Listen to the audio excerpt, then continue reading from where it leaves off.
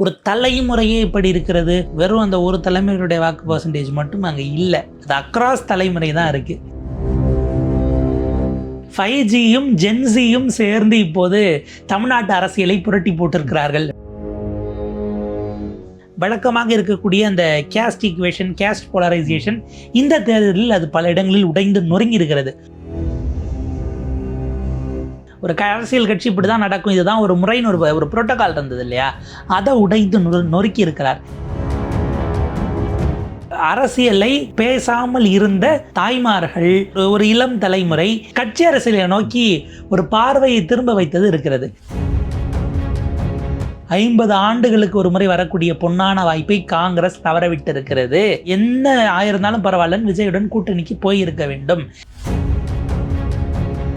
இங்க இருக்கக்கூடிய நிலைமையை நாங்கள் தலைமைக்கு ராகுல் காந்திக்கும் கார்கேவுக்கும் அறிக்கையாக அனுப்பியுள்ளேன். உரிய நேரத்தில் சரியான முடிவை எடுப்பார்கள்.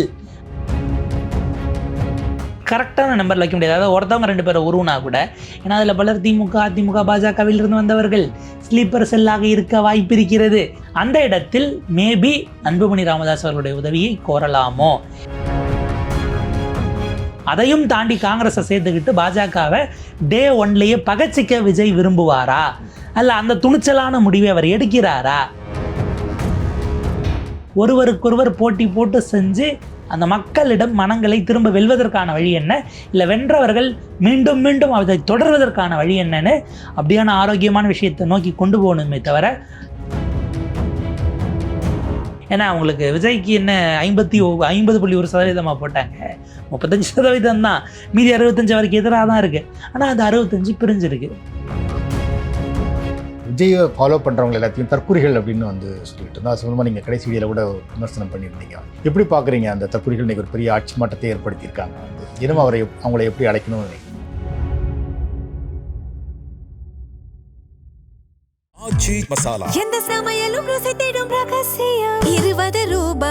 வாக்தமிழா பார்வையாளர்களுக்கு வணக்கம்.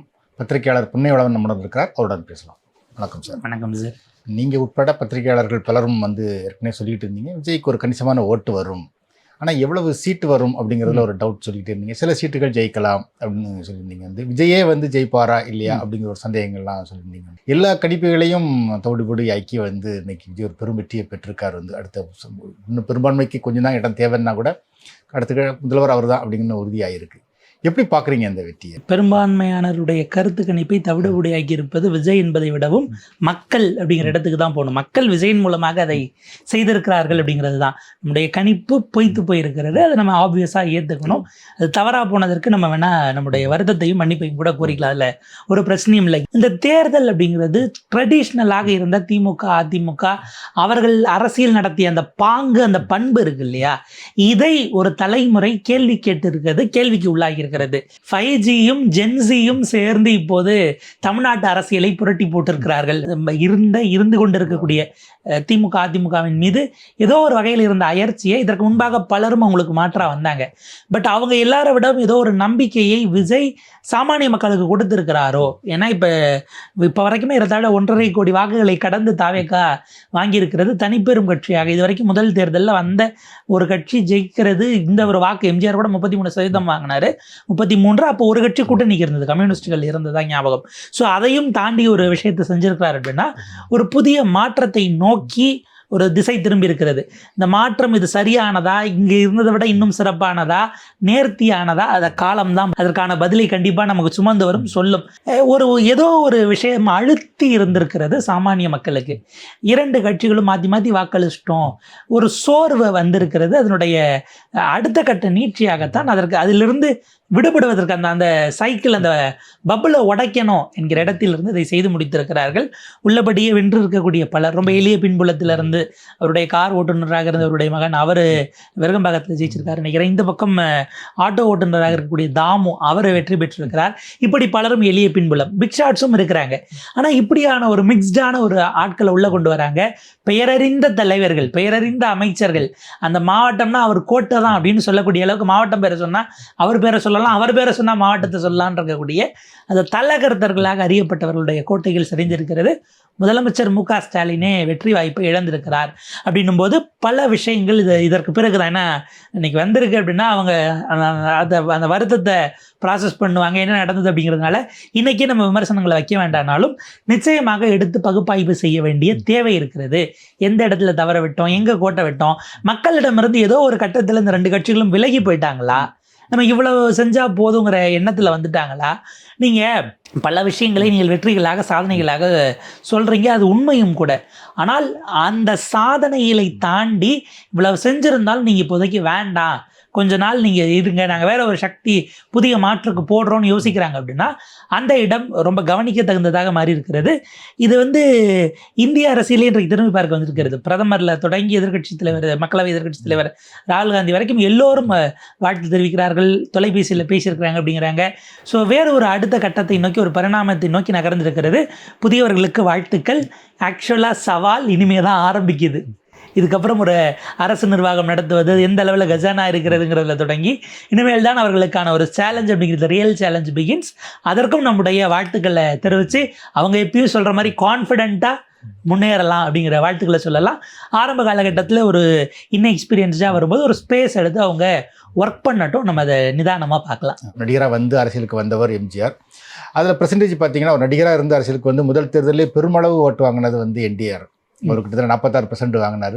ஆனால் அதில் இருமுனை போட்டி தான் எம்ஜிஆரை பொறுத்த வரைக்கும் 4 முனை போட்டி இருந்தது. ஆனால் எம்ஜிஆர் நீங்கள் சொன்ன மாதிரி கூட்டணியில் இருந்தார், ஒரு 33% வாங்கினார். என்டிஆர் நடிகராக பார்த்தாங்களா கடவுளாக பார்த்தாங்களான்னு ஒரு தனி டிபேட் இருக்கு.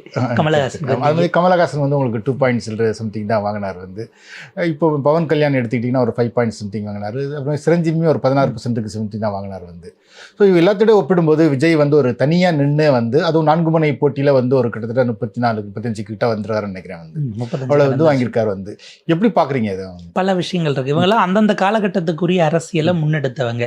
ஆனால் அதை அடுத்த ஒரு பாய்ச்சலுக்கு கொண்டு சென்றது. அதில் நம்ம பார்க்க வேண்டியது, அதை நீங்கள் ஒரு மறுச்சினும் பார்க்கலாம், இல்லை மிரட்சியாக பார்க்கதாகவும் எடுத்துக்கலாம். ஒரு கட்டமைப்பை எஸ்டாப்ளிஷ் பண்ணாமல் இந்த வாக்குகளை இவர்கள் எப்படி சேர்த்தார்கள், உள்ளபடியே ஒரு மிக தேவையான ஒரு கேஸ் ஸ்டடியாக இது மாறப்போகிறது. பின்னாடி வரக்கூடியவர்கள், ஆராய்ச்சி மாணவர்கள் தொடங்கி பலரும் இதை பல்வேறு கூறுகளாக அடுத்தடுத்து வரக்கூடிய நாட்களில் தான் நம்ம அதனுடைய தரவுகளில் தொடங்கி பலதும் பார்க்க வேண்டியிருக்கும். நம்ம கவனிக்க வேண்டியது, இதுக்கு முன்னாடி இருந்த ஒரு கன்வென்ஷனல் சொல்லக்கூடிய ஒரு அரசியல் கட்சி இப்படி தான் நடக்கும், இதுதான் ஒரு முறைன்னு ஒரு புரோட்டோகால் இருந்தது இல்லையா, அதை உடைத்து நொறுக்கி இருக்கிறார். ஏறத்தாழ இப்போவே ஒரு பிரசிடென்ட் எலெக்ஷன் ஃபார்மேட்டுக்கு தான் உங்களுக்கு ஒன்று இந்த விஜயா இல்லை ஸ்டாலின் சாராங்கிறது, எதர் இந்த ட்ரம்ப்பா இல்லை அந்த பைடனான்னு கேட்கக்கூடியது தான். பல பேருக்கு இவ்வளோ வாக்கு வாங்கி நீங்கள் பல 1000 வாக்கு வித்தியாசத்தில் ஜெயிச்ச கேண்டிடேட் பேர் தெரியாமலே ஊரில் ஓட்டு போட்டவங்க இருக்கிறாங்க. அப்போ இது எங்கே சாத்தியப்பட்டது அப்படிங்கிற ஒரு விஷயம் இருக்குது. எந்த இடத்துல ஒரு அழுத்தத்தில் இருந்த மக்களுக்கான ஒரு ஸ்பேஸை விஜயினுடைய பரப்புரையோ அவருடைய அந்த பாணி, ஏன்னா அவர் நீங்கள் 10% தொகுதியை கூட அவர் நேரில் போகல, அவரை கொண்டு போய் ரீச் பண்ணுறதற்கு இன்றைக்கு இருந்த தொழில்நுட்பம் உதவி இருக்கிறது. அவரே சொன்னதை போல் இந்த இளம் பிள்ளைகள் அவங்க பெருமளவுக்கு வாலண்டியர்ஸாக தங்களை இணைச்சிக்கிட்டு தன்னார்வலர்களாக நகர்ந்திருக்கிறாங்க. இதை தாண்டி அரசியலை பேசாமல் இருந்த தாய்மார்கள் அல்லது ஒரு இளம் தலைமுறை இவங்களை கட்சி அரசியலை நோக்கி ஒரு பார்வையை திரும்ப வைத்தது இருக்கிறது. இவங்க கிட்ட திமுக அதிமுக ஒரு அப்பீலுக்கு போகவே இல்லை. தேர்தல்னு வந்தால் அவங்களா போட போகிறாங்க என்கிற இடத்துல இருந்துட்டாங்க. இவங்க அவங்களோட ஒரு உரையாடலை செய்வதற்கோ அவங்கள அரசியலை நோக்கி ஒரு உரையாடலை செய்கிறதுக்கு நீங்கள் ஏற்பாடு பண்ணிட்டீங்கன்னா பிறகு உங்களுடைய நல்லதை எடுத்து சொல்லி நீங்கள் கவர முடியும். இவங்க அவங்கள நெக்லெக்ட் பண்ணாமல் அவங்க அரசியல் கலந்துக்காதது ஒன்றும் பிரச்சனை இல்லை என்கிற இடத்தில் விட்டதை விஜய் பயன்படுத்தி கொண்டார் அப்படிங்கிற இடத்துல பார்க்க வேண்டியிருக்கிறது.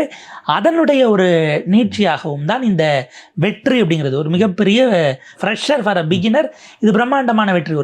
ஒரு பவள விழாவை கண்ட கட்சிக்கும் ஒரு பொன் விழாவை கண்ட கட்சியை விடவும் கூடுதலாக போய் பெர்ஃபார்ம் பண்ணியிருக்கிறார். பெரிய அளவில் பிரச்சாரத்துக்கு போகலை, அவங்க கட்சியில் பெரிய கட்டமைப்புகள் இல்லை, அவங்களே இவ்வளோ பெரிய வெற்றியை சேர்த்துருக்காங்க. அது தனியாக நின்று ஸோ ஒருவேளை அவர் ஏற்கனவே சொன்ன மாதிரி காங்கிரஸ் விசிக மாதிரி கூட்டணிகள் கட்சிகள்லாம் சேர்த்திருந்தார் அப்படின்னா இன்னும் நிறைய இடங்களுக்கு அவர் பிரச்சாரம் போயிருந்தாருன்னா ஒரு பெரும் வெற்றி பெற்றிருப்பார் நினைக்கிறீங்களா? மிகப்பெரிய, அதாவது இப்போ இந்த தொங்குங்கிற நிலை இருக்குல்ல, இது எதுவும் இல்லாமல் ஒரு கிளீன் ஸ்வீப்பாக அது இருந்திருக்கும். நான் இந்த சூழலையே சுனாமி அப்படின்னு அந்த அளவுக்கு ஒப்பிடலாமாங்கிற விஷயம் இருக்குது. சுனாமினா அவங்க எதுவுமே இல்லைன்னு எதிர்பார்க்கப்பட்ட இடத்தில் இன்றைக்கு வந்திருக்கக்கூடிய எண்ணிக்கை அப்படிங்கிறதுனால நான் அதை ஒரு எந்த அறிகுறியும் இல்லாமல் வந்ததுனால நான் அதை சுனாமிங்கிற வார்த்தையை பயன்படுத்துகிறேன். ஒரு மிகப்பெரிய மேஜர் ஸ்வீப்பாக அது இருந்திருக்கும். ஏன்னா வாக்காளர்கள் தயாராகிவிட்ட பிறகு கூட போயிருந்தால் இந்த கட்சிகள் தான் அதன் மூலமாக பலனடைந்திருப்பார்கள்னு பார்க்க வேண்டியிருக்கு. இன்னும் ஒரு கூடுதலான நம்பகத்தன்மை என்பது வந்திருக்கும். ஆனால் அப்படி வந்திருந்தாலும் நாளைக்கு இது பெருவெற்றியாக மாறிய பிறகு அந்த வாக்கில் எங்கள் பங்கு நிறைய இருக்குன்னு ஒவ்வொருவரும் கிளைம் பண்ணுவதற்கான ஒரு சூழல் உருவாகி இருக்கும். இப்போ ஆர்என் அதர்வர்ட்ஸ் அவங்களுடைய வாக்கு சதவீதம் எவ்வளோ, அந்த வங்கி எவ்வளோங்கிறத நிரூபிச்சிட்டாங்க. இது நாளைக்கு வரைக்கும் அவங்களுக்கு வரலாற்றில் நிற்க போது அந்த இடம் உருவாகி இருக்கு. 2009 ஆப்வியஸாக தமிழ்நாட்டில் ஒரு அணியை தாவேகா தலைமையில் அமைக்கப் போகிறார்கள் 29 அப்படிங்கிறத நம்ம இப்போவே உறுதியானதாக பார்த்து கொள்ளலாம். இப்போவே அதற்கான வேலைகள் தொடங்கிவிட்டது. ஏன்னா இப்போ 26 அரசு பொறுப்பேற்பதற்கே அதற்கான வேலைகள், ஏற்பாடுகள், ஆதரவு, பல்வேறு அணிகளை தாண்டிய ஆதரவு, இதெல்லாமே முதற்கட்ட பேச்சுவார்த்தைகள் தொடங்கி இருக்கிறது அப்படின்னு நம்ம செய்திகள்லையும் பார்த்துட்டு இருக்கிறோம். இதில் ஒரு விஷயம், இந்த கட்டமைப்பு இல்லாமலே அவர் பெற்றிருக்கிறார் அப்படிங்கிறத நம்ம இப்போ ஆச்சரியத்தோடு பார்க்கணுமே தவிர அது சஸ்டெயின் ஆகுமா அப்படிங்கிற ஒரு கேள்வி இருக்குது. இந்த மக்கள் அவர் எல்லாத்தையும் செஞ்சிருவார்னு போட்டாங்களா இல்லை அவர் வந்தால் போதுன்னு போட்டாங்களாங்கிறது அந்த வாக்காளர்களுக்கு தான் தெரியும். தேதியில் பல விஷயங்கள் அவரால் செய்ய முடியாது, பரவாயில்ல ஒரு மாற்றத்துக்கு வந்து உட்காரும், செய்ய முடியறதை செய்யட்டும் அப்படின்னு அவங்க போட்டாங்கன்னா அவங்க திரும்ப திரும்ப அவருக்கு வாய்ப்பு கொடுத்து அந்த ஸ்பேஸை கொடுப்பாங்க. ஒரு சராசரியான மற்ற அரசியல்வாதிகளை போல் இல்லாமல் இருந்ததே கூட அவருக்கு இந்த இதில் கூடுதல் அட்வான்டேஜாக மாறி இருக்கா. அது களத்தில் எதிரொலிச்சு அவர் நினைத்த அந்த ரிசல்ட்டை கொடுத்துருக்கா. முன்பின் காவல்துறையினர் பாதுகாப்பு புடை சூழ அவர் காரில் போகக்கூடிய இந்த காட்சிகள்லாம் நம்ம பார்த்தோம். மாலை வேளையில் ஓரளவுக்கு அது கூட்டம் கூடி நகரக்கூடியது. அடுத்த 5 ஆண்டுகளுக்கு அப்படி தான் போக போகுது.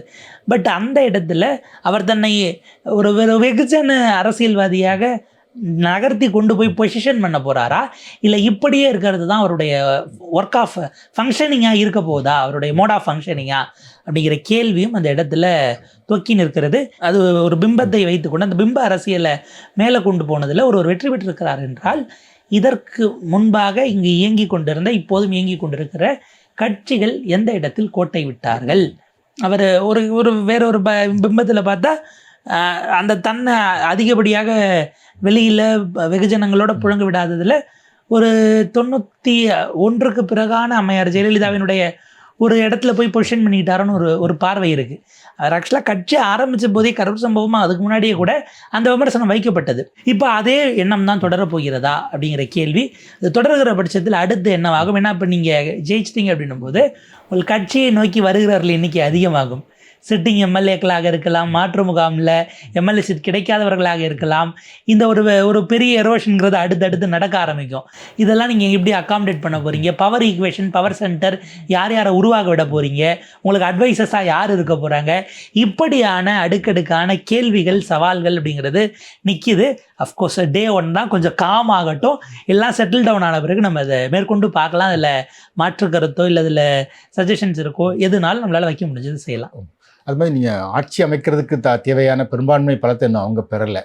ஸோ ஆதரவு தேவைப்படுது. யார் ஆதரவு கொடுப்பாங்கன்னு நினைக்கிறீங்க? கூட்டணி பாகுபாடின்றி திமுக அதிமுக நம்ம கடந்ததில் சொன்னோம், யார் ஜெயித்தாலும், யாருக்கு தனி பெரும்பான்மை கிடைத்தாலும் கிடைக்காவிட்டாலும் இப்போது இருக்கக்கூடிய திமுக அதிமுக கூட்டணிகள் எப்படியும் அவங்க உடைவது உறுதி, தேதி பின்னர் அறிவிக்கப்படும் அப்படின்னு ரஜினி சார்ட்ட கடவாங்க அந்த வார்த்தைகளை பயன்படுத்தி இருந்தோம். இப்போ எலெக்ஷனுக்கு முன்பு ஏன்னா ராகுல் காந்தி பேசியிருக்காரு அப்படின்னும் போது ஆல்ரெடி ஷார்ட்டேஜ்னு அவருக்கு தெரியும், நம்பர்ஸ் அப்டேட் ஆகிருந்திருக்கும். கிரீஷ் சோழங்கர்ட்ட பைட்டு போட்டு கேட்குறாங்க, சார் இந்த மாதிரி விஜய்க்கு ஆதரவு தேவைப்படுது கொடுப்பீங்களா அப்படின்னதும் இளைஞர்கள் பெருவாரியான ஆதரவை அளித்திருக்கிறார்கள், பெண்கள் அளித்திருக்கிறார்கள். இங்கு இருக்கக்கூடிய நிலைமையை நாங்கள் தலைமைக்கு ராகுல் காந்திக்கும் கார்கேவுக்கும் அறிக்கையாக அனுப்பியுள்ளேன், உரிய நேரத்தில் சரியான முடிவை எடுப்பார்கள் அப்படின்னு ஒரு அக்கண்ணா வைக்கிறார். அதற்கு பிறகு ராகுல் காந்தி பேசுகிறார். அவர் இதோடு நிற்காம ஸ்டாலின் அவர்களோடும் மம்தா பானர்ஜி அவர்களோடும் வேற அவர் தொலைபேசியில் உரையாடினார் அப்படிங்கிற செய்தி வருது. காங்கிரஸ் நிச்சயமாக அதில் அவங்க ஈடுபாடாக தான் இருப்பாங்க. ஏன்னா பிரவீன் சக்கரவர்த்தி நம்ம பேசுவதற்கு கொஞ்சம் நேரத்துக்கு முன்னாடி அவர் பேட்டி கொடுத்துருக்கிறார். 50 ஆண்டுகளுக்கு ஒரு முறை வரக்கூடிய பொன்னான வாய்ப்பை காங்கிரஸ் தவறவிட்டு இருக்கிறது, என்ன ஆயிருந்தாலும் பரவாயில்லன்னு விஜயுடன் கூட்டணிக்கு போயிருக்க வேண்டும், இது நாங்கள் தவறவிட்ட பெரும் வாய்ப்பு, இதுக்கப்புறம் கிடைக்குமா, எவ்வளோ நாள் ஆகும் அப்படின்னு அவர் தன்னுடைய ஆதங்கத்தை வெளிப்படுத்தி இருக்கிறார். ஸோ இப்படியான குரல்கள் இப்போ ஏதோ ஒரு வகையில் பிரவீன் சக்கரவர்த்தி சொன்னதோ இல்லை மாணிக்கம் தாக்கூர் சொன்னதோ சரின்னு ஆயிடுச்சோ, நம்ம தான் தப்பு பண்ணிட்டோமோங்கிற உணர்வை ஒரு பக்கம் எழுப்பி கொண்டிருக்கிறார்கள். இன்னொரு பக்கம் ராகுல் காந்தி கணிப்பு எப்பயுமே சரியாக தான் இருக்கும்னு அவருடைய அபிமானிகள் காலையிலேருந்து அவங்க ஒரு பக்கம் போட்டுக்கிட்டு இருக்கிறாங்க. இதெல்லாம் அப்படி போயிட்டு இருக்கிறது. இது போக சிபிஎம்மினுடைய எக்ஸிக்யூட்டிவ் கமிட்டி கூட இருப்பதாக செய்திகள் வந்திருக்கு. விஜய்க்கு ஆதரவளிப்பது தொடர்பாக அவர்கள் பேசப் போகிறார்கள் அப்படின்னு. அடுத்து சிபிஐ, அவங்களுக்கும் 2 சீட்டுகள் இருக்கு. இது போக மேஜர் சங்கா பார்த்தீங்கன்னா உங்களுக்கு காங்கிரஸ் இவங்க 2 பேர், விசிகால ஒரு காட்டமன்னார் கோவில் இளையபெருமாள் அவருடைய மகன் ஜோதிமணி அவர்கள் லீடிங்கில் இருக்கிறாரு. அவர் ஒருவர் மட்டும்தான் இப்போதைக்கு இருக்கிறார். நாட்டில் வன்னியரசு ஒரு லீடிங் வந்தார், திரும்ப பின்னடைவு சந்திச்சார். அது என்னவா முடிய வரும்னு நமக்கு தெரியல. வந்தால் அங்கே 1 தான் இருக்கும். இதெல்லாம் சேர்த்தாலும் உங்களுக்கு 10 தான் வருது. இப்போ 108 அப்படின்னும் போது அப்படியே கரெக்டான நம்பர் வைக்க முடியாது. அதாவது ஒருத்தவங்க 2 பேரை உருவனா கூட, ஏன்னா அதில் பலர் திமுக, அதிமுக, பாஜகவில் இருந்து வந்தவர்கள் ஸ்லீப்பர் செல்லாக இருக்க வாய்ப்பு இருக்கிறது. நம்ம அந்த அப்போ எக்ஸ்ட்ரா ஒரு குஷன் வேணும். அந்த இடத்தில் மேபி அன்புமணி ராமதாஸ் அவர்களுடைய உதவியை கோரலாமோ என்கிற ஒரு பார்வையும் இருக்கிறது. இதில் என்னன்னா, காங்கிரஸ் வேண்டாம், வேற யாரை வேணாலும் கூப்பிட்டுங்கிற ஒரு ப்ரப்போசலை பாஜக வைக்கவும் வாய்ப்பு இருக்கு. ஏன்னா காங்கிரஸை நீங்கள் சேர்க்கறீங்கன்னா, இப்போவே சேர்த்துக்கிறீங்க அப்படின்னா, நாளைக்கு என்ன ஒரு விஷயமாக இருந்தாலும் அது மத்திய மாநில அரசு ரீதியிலான உறவுகளுக்கு நீங்கள் பாஜக அரசோட ஒரு முரண்டு பிடிக்கிற போக்கை எடுத்தெடுப்பில் நீங்கள் தொடங்கிடுவீங்களா? ஏன்னா நீங்கள் எலெக்ஷனுக்கு முன்பாக 2 ஆண்டுகள் கட்சி தொடங்கிய பாஜகவோட ஒரு முட்டல் மோதல் போக்கு வேண்டான்னு முடிவெடுத்த நீங்கள் ஒரு அரசாக உட்காரும் பொழுது அதுக்கு தயாராக இருப்பீங்களான்னு ஒரு கேள்வி இருக்குது. நீங்கள் இணக்கமாக இருந்து இல்லை பகைத்து கொள்ளாமல் ஒன்றை பெறுவதும், முட்டல் முதலோடு போயிட்டு கேட்கும்போது அது ஆரம்பத்திலேயே அது கிடைக்காம போகிறதுக்கான வாய்ப்பு இருக்குது. அது நமக்கான உரிமைகளாக இருக்கலாம், உரிய பங்கீடுகளாக இருக்கலாம், எதுவாக இருந்தாலுங்கிற ஒரு விஷயம் வருது. ஏற்கனவே அவரின் மீதான பழைய வழக்குகள் எல்லாம் கூட ஒரு சிக்கலாக இருக்கும் பொழுது அதையும் தாண்டி காங்கிரஸை சேர்த்துக்கிட்டு பாஜகவை டே 1லேயே பகச்சிக்க விஜய் விரும்புவாரா, அல்ல அந்த துணிச்சலான முடிவை அவர் எடுக்கிறாரா அப்படின்னு ஒரு கொஷின் ரைஸ் ஆகுது. அதை தாண்டி நம்ம ஹைபோத்தட்டிக்கலாகவே எடுத்தோம்னா, நீங்கள் எடுத்து 118 பேர் சேர்ந்து சட்டமன்ற குழு தலைவராக திரு விஜய் அவர்களே நாங்கள் தேர்ந்தெடுக்கிறோம் எழுதி கொடுத்துட்டாங்க. எடுத்துகிட்டு எங்கே போவீங்க பதவி பிரமாணத்துக்கு? அதுக்கு எங்கே ராஜ்பவனில் ஆள் இருக்கணும் இல்லை? இன்றைக்கி நீங்கள் அப்படியே 118 பேர்ட்டு எழுதி வாங்கிட்டு போனீங்கனாலும் ராஜ்பவனில் ஆள் இல்லையா? அவர் கேரளாவில் அங்கெல்லாம் இருக்காப்புல. அங்கே எப்படியும் காங்கிரஸ் எப்படியும் அங்கே எக்கச்சக்கமான முதல்வர் கேட்பாளர்கள் இருக்காங்க, வேட்பாளர்களில் கேட்பாளர்கள் எக்கச்சக்கமாக இருக்கிறாங்க. அவங்க பேசி முடிஞ்சு ஒரு முடிவு வர வரைக்கும் அங்கே தான் அங்கே இருப்பார். பதவி பிரமாணம் எடுத்து வச்சு நீங்கள் போகிற நேரத்தில் அவர் அங்கிட்டு இருந்து கிளம்பி டெல்லி போயிட்டாருன்னா அப்போ இந்த சிக்கல்கள் எல்லாம் இருக்கிறது. அதிமுக எப்படி ஹேண்டில் பண்ண போகிறாங்க? இதற்கு பிறகு அதிமுக இந்த பொசிஷன் பண்ணிக்க போகிறாங்க. பாமக இப்போ இந்த சூழலில் வெளியில் வருது அப்படின்னா, தேமுதிகவில் அவங்க பிரேமலதா மட்டும்தான் லீடிங்கில் இருந்தாங்க 10 அப்படிங்கிறது. நல்ல விஜய் பிரபாகரன் இருந்தார், அப்புறம் பின்னாடி போயிட்டார். பாமக இருக்கிறது அமமுகவுக்கும் அகைன் சிங்கிள் டிஜிட் தான், பாஜகவுக்கும் அகைன் சிங்கிள் டிஜிட் தான். பாஜகவினுடைய ஆதரவை இவர் எடுத்துப்பாரா அப்படிங்கிற ஒரு விஷயம் இருக்குது. தன்னை அப்படி விலக்கி வச்சுக்கணும், ஏதோ ஒரு வகையில் பாஜகவோட தான் சம்மந்தப்பட்டு விடக்கூடாதுங்கிறதுல அவர் எலெக்ஷனுக்கு முன்பாக கான்ஷியஸாக இருந்தார். எலெக்ஷனுக்கு பிறகும் அப்படி தான் இருக்க போதா? இப்படியான கேள்விகள் தொக்கி நிற்கிறது. அதனால் கொடுப்பதற்கு ஆதரவு கொடுக்க இப்போதைக்கு தயாராக இருக்கிறவர்கள் அல்லது அதற்கு சாத்தியக்கூறு இருக்கிறவர்கள்னு பார்த்தா, ஏன்னா கூட்டணி ஆட்சிக்கு உறுதினு அவர் எப்பயோ சொல்லிட்டார்.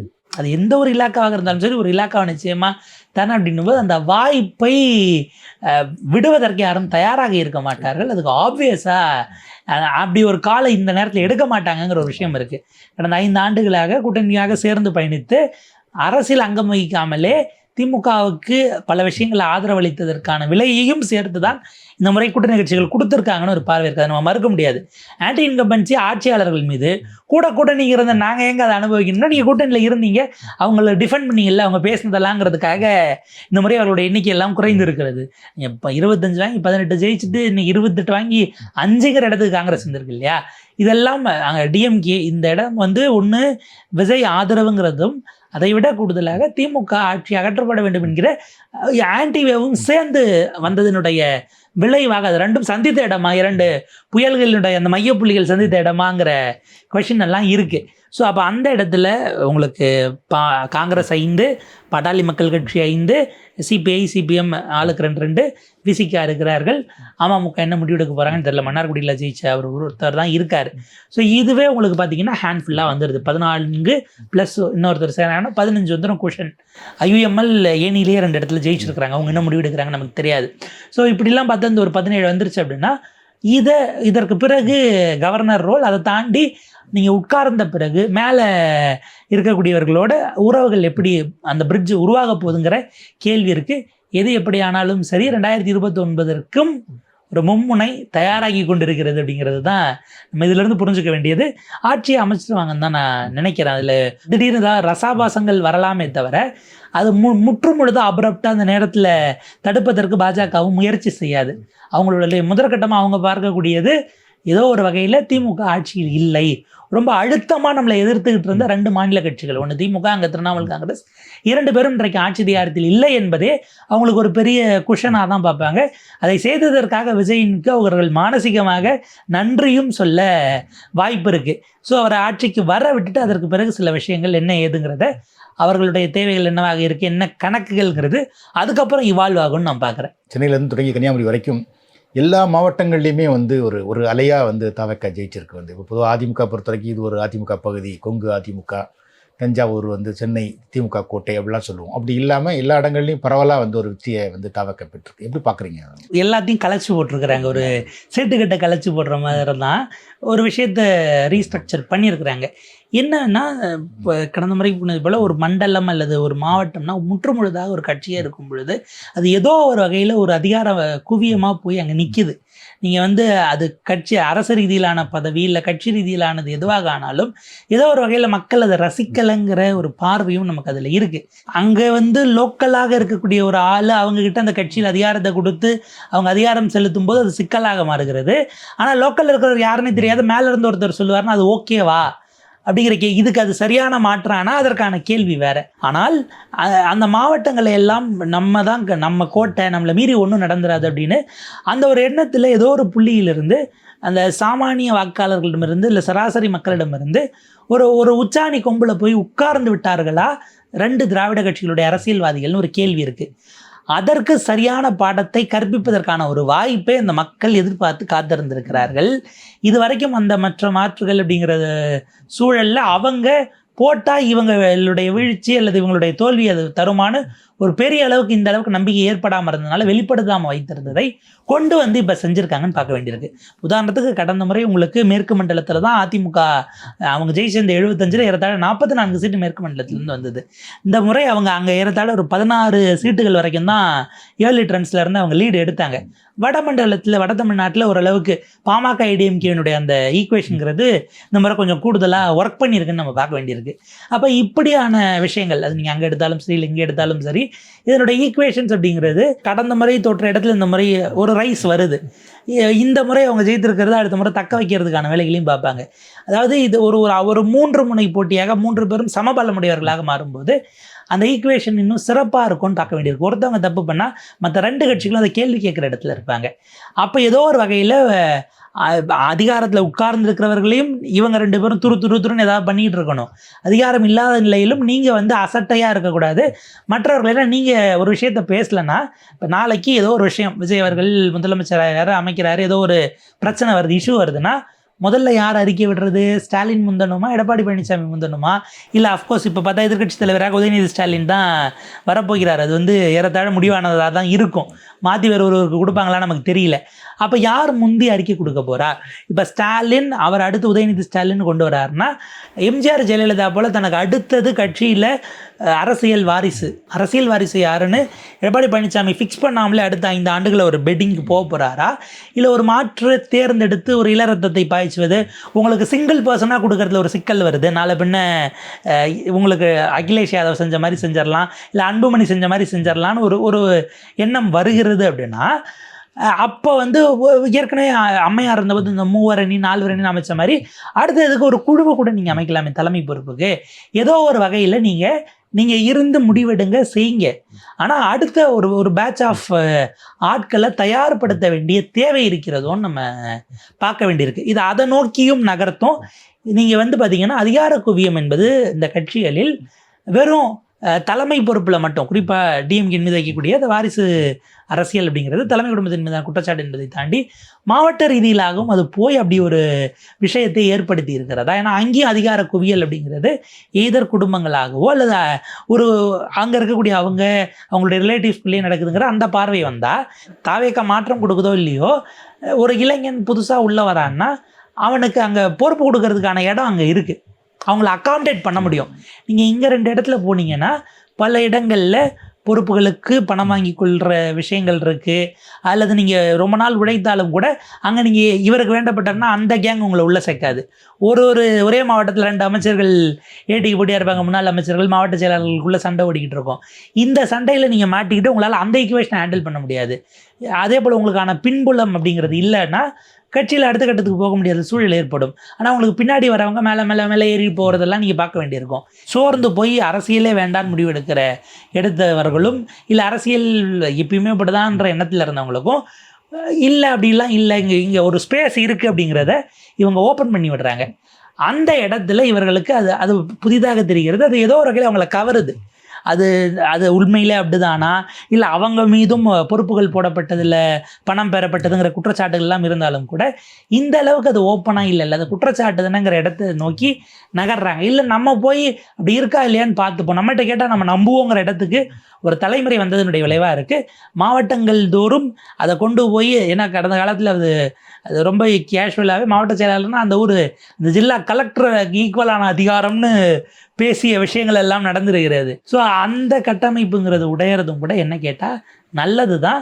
இது நீங்கள் இப்போ மும்முனையாக இல்லை 3 கட்சிகளாக அங்கே நிற்கிறீங்க அப்படின்னா உங்களுடைய ஆரோக்கியமான போட்டிகளின் வாயிலாக அந்த மாவட்டத்தில் இருக்கக்கூடிய அந்த தொகுதியில் இருக்கக்கூடிய மக்களுக்கு செய்ய வேண்டிய சேவைகள் என்னன்னு பார்த்து, அரசாங்கம் சார்ந்த சேவையாக இருக்கலாம், இல்லை மற்ற விஷயங்களாக சமூகம் சார்ந்து இருக்கலாம், இதை நீங்கள் ஒருவருக்கொருவர் போட்டி போட்டு செஞ்சு அந்த மக்களிடம் மனங்களை திரும்ப வெல்வதற்கான வழி என்ன, இல்லை வென்றவர்கள் மீண்டும் மீண்டும் அதை தொடர்வதற்கான வழி என்னன்னு அப்படியான ஆரோக்கியமான விஷயத்தை நோக்கி கொண்டு போகணுமே தவிர வாக்கு செலுத்தாதவர்களை பழிப்பது, அவர்கள் மீது திரும்ப விமர்சனங்களை வைப்பது, வன்மத்தை வாரி இறைப்பது, இது எதுவுமே ஆரோக்கியமான அரசியலுக்கான வழி அல்ல.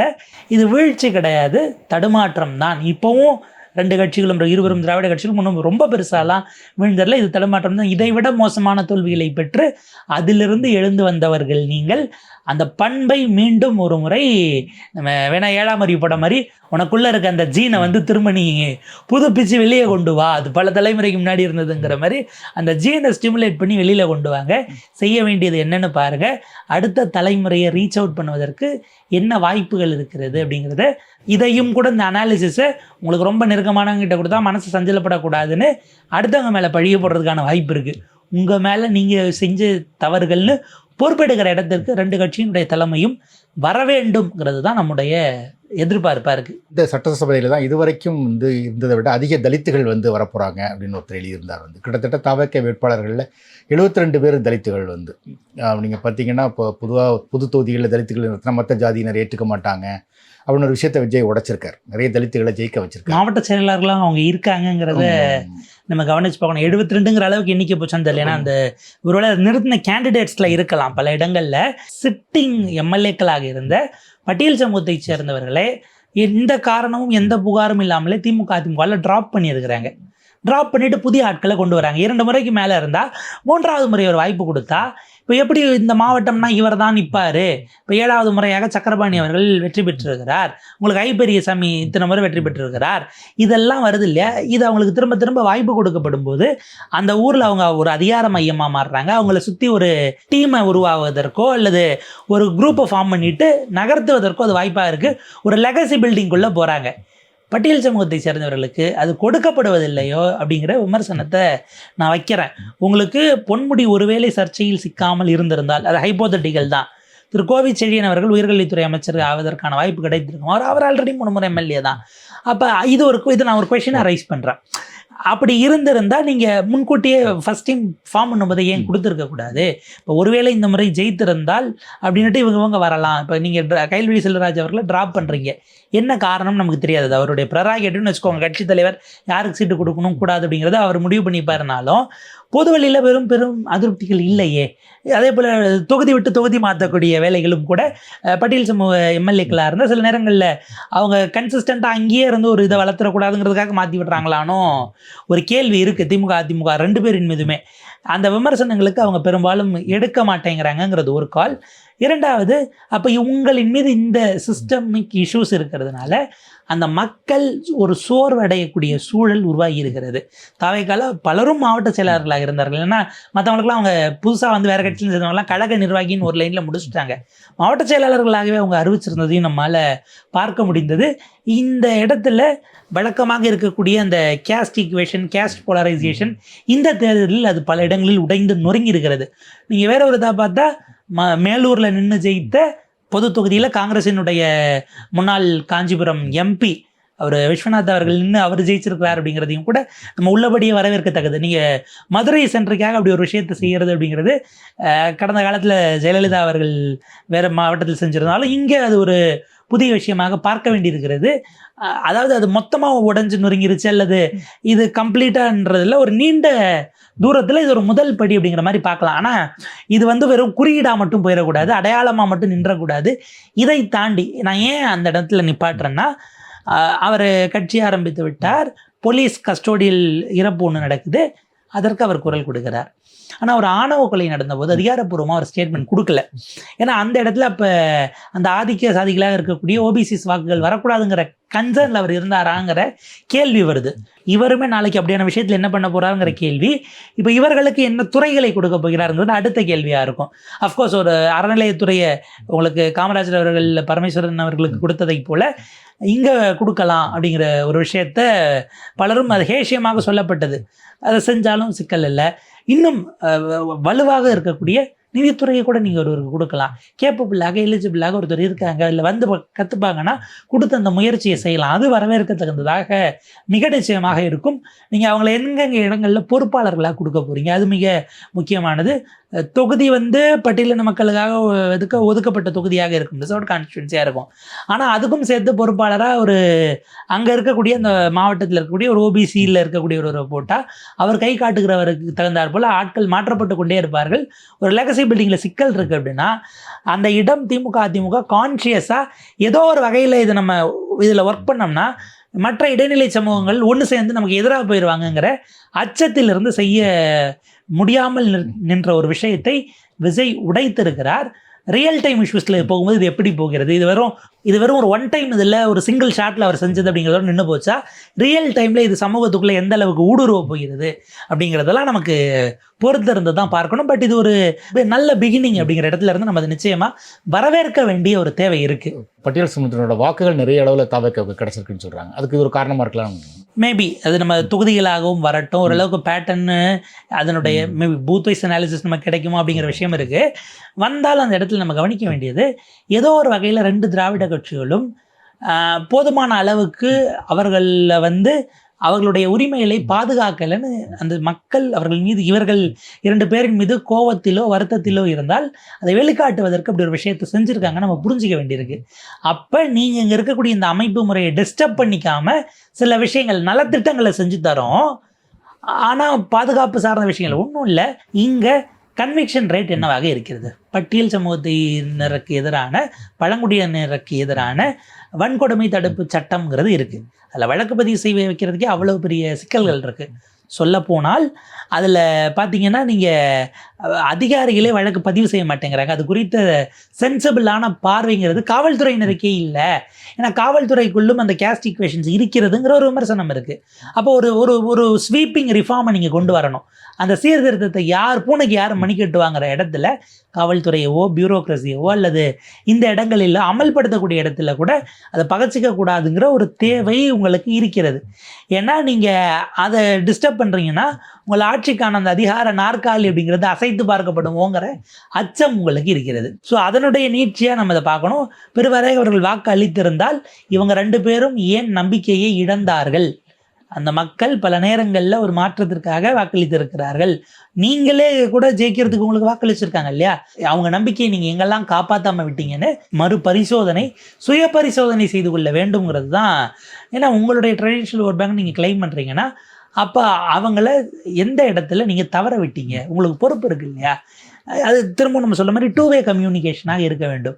அவர்களுக்கு என்னென்ன குறைகள் இருக்குது, என்ன கிரிவன்சஸ் இருக்குன்னு எப்படி நீங்கள் தெரிஞ்சுக்கிட்டீங்க, தொடர்ந்து அந்த உரையாடல் அந்த மக்களுடைய தேவைகள் அறிந்து கொள்வதற்கு என்ன முயற்சி செய்தீர்கள், என்ன சேனல் இருந்தது. பல நேரங்களில் உங்களுக்கு நெருக்கமானவர்கள், தலைவர்களாக இருக்கிறவர்கள் நெருக்கமானவர்கள் மோசமான செய்திகளை சொன்னால் தலைவர்களுக்கு ஒருவேளை மன சஞ்சலப்படுமோ உங்கள் காதுக்கே வராமல் ஒரு ஃபில்டரை போட்டு நிப்பாட்டுருவாங்க. அதையும் தாண்டி தெரிஞ்சுக்கிறவர் தான் தலைவராக இருக்கும். சொல்ல வரவங்க கிட்ட நீ இதை பேசினா அடுத்த முறை அப்பாயின்மெண்ட்டே கொடுக்க மாட்டேன்னு வெளியில் இருக்கிறவங்க சொல்லி தான் உள்ள அனுப்புவாங்க.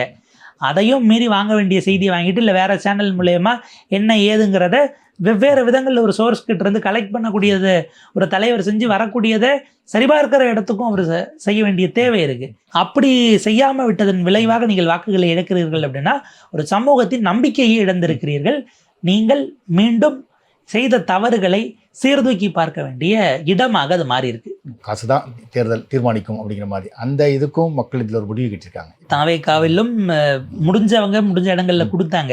அதே நேரம் தாவேக்கால கடன் வாங்கி தேர்தல் வேலையை பார்த்தது, வீட்டை அடமானம் வச்சு பார்த்தவர்களும் இருக்கிறார்கள். மிக்ஸ்டு பேக்காக தான் அது இருக்குது. தாவேக்கா அந்த வகையில் கம்ப்ளீட் ஒரு இப்போ நாம் தமிழரில் யாரும் கொடுக்கலன்னா நம்மளால் அதை கிளைம் பண்ணிக்க முடியும், ஓன் பண்ண முடியும். அந்த ஒரு இடம் தாவேக்காக்கு வர முடியாது அப்படின்னாலும் கூட கொடுத்த யார்கிட்டையும் வேண்டான்னு சொல்லாமல் வாங்கி வைக்கிற இடத்திற்கு மக்கள் வந்திருக்கிறார்கள். இது உள்ளபடியே தேவையானது. நீங்கள் செலவு பண்ணிட்டா கிடைச்சிரும் ஈஸியான உங்களுக்கு ஒரு எண்ணம் வந்துருச்சா, வாங்கிறத வாங்கிட்டு நாங்கள் நினைக்கிறவங்களுக்கு தான் போடுவோங்கிற இடத்துக்கு எலிவேட் பண்ணது என்பது அது ஒரு கூடுதல் ஃபேக்டராக இருக்கலாம். ஆனால் அது மட்டுமே காரணமாகும் இல்லை அதை செஞ்சிடலாம், நமக்கு இந்த வைட்டமின் பா இருக்கிறது எப்போ வேணாலும் இறங்கிக்கலாம் அப்படின்னு விட்டமின் எம்மை நம்பி இறங்குறது அப்படிங்கிறது இதற்கு மேலே எடுபடாது. உங்களுக்கு கேஸ்ட் ஈக்குவேஷன், அந்த மதம் சார்ந்த கம்யூனல் ஈக்குவேஷன், ஜெண்டர் சார்ந்து ஒரு பேட்டர்ன் அப்படிங்கிறத வச்சிருக்கிறது அல்லது பணம் கொடுப்பது அப்படிங்கிற இது எல்லா ஸ்டீரியோ டைப்ஸுமே இந்த தேர்தலில் உடைந்து நொறுங்கி இருக்கிறது. அதை விஜய் சரியானபடியே அவருடைய கரிஸ்மாவை பயன்படுத்தி செய்திருக்கிறார். புதிய கல்ச்சராக, அரசியல் கல்ச்சராக தமிழ்நாட்டில் மாறுமா, அது அடி ஆழம் வரைக்கும் ஊடுருவுமா என்கிற கேள்விகள் எல்லாம் இருக்குது. திமுக அதிமுக இப்போ வெற்றி பெற்று இருக்கக்கூடிய ஏறத்தாழ ஒரு 105-110 தொகுதிகள் வருது இல்லை, ரெண்டும் சேர்த்தா. அதில் எந்த அளவுக்கு இந்த ஃபேக்டர்ஸ் விளையாடி இருக்குங்கிறதையும் நம்ம கொஞ்சம் கவனமாக பார்க்கணும். அது சமூகமாக இருக்கலாம், அது சாதி ரீதியிலாக, மத ரீதியிலாக, பணமாக, அவங்களுடைய மற்ற ஈக்குவேஷன்ஸ் என்னென்ன அஸ்திரங்கள் பயன்படுத்தப்பட்டது, பரிசு பொருளாக போச்சா, இதெல்லாம் நம்ம பார்த்தோம்னா இன்னும் ஒரு ப்ராடர் பிக்சரும் கூட கிடைக்கும். மக்கள் பணம் வாங்கிட்டு சத்தியம் பண்ணி இப்போ நாங்களும் பழகிட்டோம் இல்லை. இப்போ பணத்தை கொடுத்துட்டு நீங்கள் சத்தியம் வாங்குவீங்கன்னா சத்தியம் பண்ணிட்டு நாங்கள் ஒன்றும் கோச்சுக்காதன்னுட்டு கடவுள்கிட்ட அதுக்கு வேற ஒரு பிராதை போட்டுட்டு நாங்கள் போய் மாற்றி போடுவோம் இல்லைங்கிற இடத்துக்கு தான் நகர்ந்திருக்கிறார்கள். தமிழ்நாடு அரசியல் உள்ளபடியே அரசியல்வாதிகளுக்கு தண்ணி காட்ட தொடங்கி இருக்கிறது வாக்காளர்கள் மூலமாக அப்படிங்கிறத நம்ம பார்க்கலாம். அது ஒரு நியாயமான தேவையானது, காலத்தின் தேவையாகவும் நம்ம பார்க்க வேண்டியிருக்கு. விஜயை ஃபாலோ பண்ணுறவங்க எல்லாத்தையும் தற்குறிகள் அப்படின்னு சொல்லிட்டு இருந்தோம். அது சம்பந்தமாக நீங்கள் கடைசி வீடியோவில் கூட விமர்சனம் பண்ணியிருந்தீங்க. எப்படி பார்க்குறீங்க அந்த தற்குறிகள்? இன்றைக்கி ஒரு பெரிய ஆட்சி மாற்றத்தை ஏற்படுத்தியிருக்காங்க. இன்னும் அவங்களை எப்படி அழைக்கணும்னு நினைக்கிறீங்க? இல்லை, அந்த வார்த்தையை பயன்படுத்தியவர்கள் இப்போ பரிசீலிக்கட்டும். இப்போ இது தமிழ்நாடு இல்லை வேறு நாடா என்ன சொல்ல போகிறாங்கங்கிறத நம்ம அவர்களிடமே விட வேண்டியது தான். நம்ம போன முறை பதிவு பண்ண அதே வார்த்தைகளை பயன்படுத்துகிறேன். நீங்கள் ஆகச்சிறந்த அறிவில் மெச்சத்தகுந்த நிலையில் இருக்கலாம், ஆனால் உங்களை விட அறிவு குறைவாக இருக்கிறவர்களை, அதற்கு பல காரணங்கள் இருக்கலாம், அவமானப்படுத்துகிற உரிமை உங்களுக்கு கிடையாது. அந்த ஒரு இன்டெலெக்சுவல் அரகன்ஸை எப்பயுமே வளர்த்துக்க கூடாது. இது ஒன்று. இரண்டாவது, நீங்கள் அவங்கக்கிட்ட உரையாடல் செய்யறதுக்கு உங்களால் முடியலைங்கிற தோல்வியின் விளைவாக இந்த பெயரை சூட்டி தப்பித்து கொள்கிற இடத்துக்கு எஸ்கேபிசமாக போயிட்டீங்களான்னு ஒரு கேள்வி இருக்குது. ஒரு தலைமுறையே இப்படி இருக்கிறது. வெறும் அந்த ஒரு தலைமுறையுடைய வாக்கு பர்சன்டேஜ் மட்டும் அங்கே இல்லை, அது அக்ராஸ் தலைமுறை தான் இருக்குது. அப்போ நீங்கள் அந்த ஒரு தலைமுறை மட்டுமில்லை எல்லாரையும் குற்றம் சொல்ல போகிறீங்களா? இப்போ நான் திரும்பவும் கேட்குறேன், இவங்களெல்லாம் இப்படி முத்திரை குத்தி ஒதுக்கிட்டு மீதி இருக்க யாரிடம் உரையாடல் நடத்தி நீங்கள் அரசியல் செய்ய போகிறீர்கள்?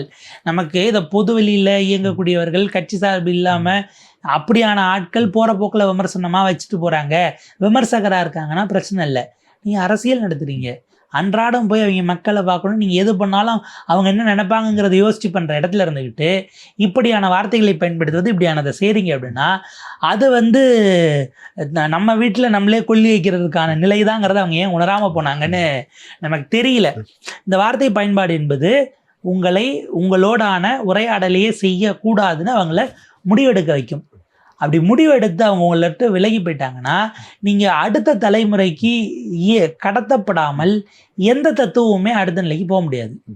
அப்போ நான் சொல்கிறது அமைப்பாக இயங்குகிறவர்களுக்கே அப்படின்னா ஏதோ ஒரு விஷயத்தை நீங்கள் கொள்கைன்னு சொல்கிறீங்க, அது முழுதாக கடைபிடிக்கிறீங்களா இல்லையாங்கிறத தாண்டி அந்த உரையாடல் அடுத்த தலைமுறைக்கு கடத்தலைன்னா உங்கள் இயக்கம் அஸ்தமனத்தை நோக்கி அந்திம காலத்தை நோக்கி போகிறதுன்னு அர்த்தமாயிரும். எப்படி தனக்கு தானே ஒரு இயக்கம் அந்திம காலத்தை தேடிக்கொள்ள முடியுங்கிற கேள்வி இருக்குது. அப்போ அந்த இடம் இன்னும் நீங்கள் கவனமாக, அதாவது இந்த இடத்துல விருப்பு வெறுப்புகளை தாண்டி தனிப்பட்ட முறையில் பகைமையோ வன்மம் பாராட்டாமல் அதை நகர்த்தி வச்சுட்டு அந்த இடத்துல அரவணைக்கக்கூடிய இடத்துல இருந்து உரையாடல் செய்யணும். உரையாடலுக்கு போகும்போது இன்றைய தலைமுறை பொறுத்தவரை எனக்கு எல்லாம் தெரியும், நான் சொல்கிறேன் நீ கேளுன்னு போனால் அவங்க கேட்க மாட்டாங்க. வா நம்ம 2 பேரும் சேர்ந்து கற்றுக்கலாம். அந்த உரையாடலில் 2 பேரும் சமமானவர்கள் தான். எனக்கு தெரிஞ்சதை நான் உனக்கு சொல்கிறேன், நீ உனக்கு தெரிஞ்சதை சொல்லி நம்ம ஒரு புதிய பார்வையை அதை நோக்கி போகலாம்.